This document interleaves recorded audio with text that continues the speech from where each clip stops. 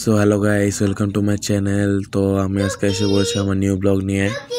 And আজকের ব্লগটা হচ্ছে মূলত পায়েস বানানো, মানে পুলির মিষ্টান্ন এটা বলে আর কি আমাদের বাসায়, মানে আমরা এটাই বলে আসছি। তো এই জন্য সর্বপ্রথম আগে কুলি বানায়। তো কুলি এখন আমার মা এখন কুলি বানাইতেছে।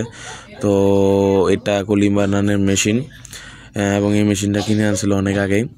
এবং এখানে মূলত আমার মা এবং আমার কাকি মিলে কুলি বানাইতেছিল, এবং একটু পরে এগুলো দিয়ে মিষ্টান্ন বানানো হবে।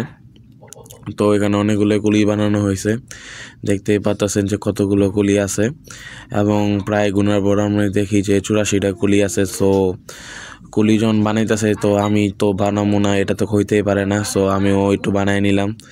তো প্রথম দিক দিয়ে একটু ট্রাই করলাম, ফার্স্ট টাইম না, এর আগে অনেকবার বানাইছি, বাট এক্সকাও বানাইলাম, সমস্যা নাই, অনেক ভালোই লাগতেছিল।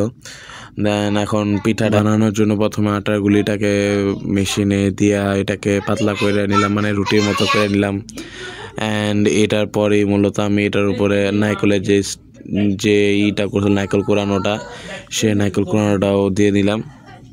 সো এবং নারকেল কোরানো শেষ হইলেই মূলত এটাকে যদি আমি এখন এইটা দিয়ে যদি আমি চ্যাপটাই, তো এখানে এটা পুরো একটা কুলির মতো ডিজাইন হয়ে যায়, এবং দেখতে পাচ্ছেন যে কুলির মতো হয়ে গেছে। এবং এই হলো এটা ফাইনাল লুক।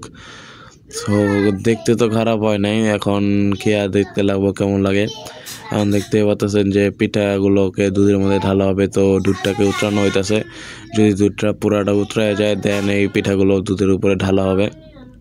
এই হলো আমাদের সকল পিঠা, মোট 84টা নাকি 87টা মতো পিঠা আছে। যদি দুধটা উতরায় যায়, তাহলে এগুলোর উপর পিঠা ঢেলে দিতেছে আমার মায়।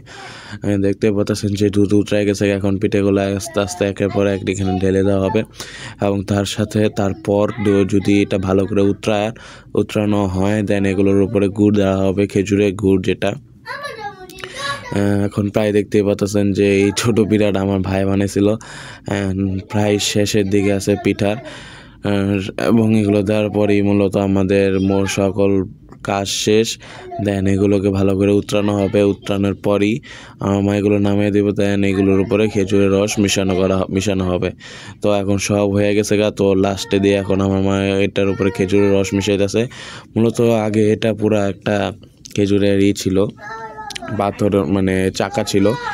পরে এগুলোকে ঝোলা করে দেন এগুলোকে মিষ্টান্নের মধ্যে ঢালা হয়েছে, এবং এটার পরে মূলত মিষ্টান্নর কালারটা সাদা, মানে সাদা থেকে একটু লালচে হয়ে যাবে। এবং গুড়টা খুবই ভালো ছিল, কারণ গুড়টা যদি আমি যখন দুধে চালছিল তখন দুধটা ছেড়ে দেয় নাই, তার মাধ্যমে বোঝা গেছে যে গুড়টা খুবই ভালো ছিল। সো এগুলোকে এবং লাড়ানো হইতেছে, ভালো করে মিশানো হইতেছে দুধটাকে পুরো দুধের সাথে, এবং মিশানোর পরে মিষ্টান্নটি তৈরি হয়ে যাবে। সো মূলত আমি কালকেই এই মিষ্টান্নটা নিয়ে আমি আমার দিদির বাসায়, মানে ঢাকায় রওনা দেব, কারণ আমি আমার কালকে দিদির বাসায় যাব। সো সেই জন্য মা এটা বানাইতেছে, এবং মাঝখান দিয়ে টেস্ট চাকার জন্য আমি আবার হাত বাড়াই দিই, আমার আবার অভ্যাস আছে ছোটোবেলাতেই। এই দেখেন আমার ছোট ভাই, মানে ও এখন নাচানাচি করার মুডে আসিল, বাট আমি যখন ভিডিও অন করি তখন অফ হয়ে যায়। প্রায় আমাদের মিষ্টান্ন তৈরি হয়ে গেছে গা, এখন এটাকে নামিয়ে দেওয়া হবে। সো নামানোর পর আমি মূলত মাঠ থেকে চায়া একটু মিষ্টান্ন আর নিয়ে নিলাম। তো খাওয়া দাওয়া শুরু করলাম। তো মুখে দেওয়ার পর ভালোই লাগলো, মিষ্টিটা পরিমাণ মতো ছিল, এবং আমাকে খুবই ভালো লাগলো। তো গাইস, আজকের জন্য এটুকুই, আবার দেখা হবে পরবর্তী ব্লগে। ধন্যবাদ সকলকে।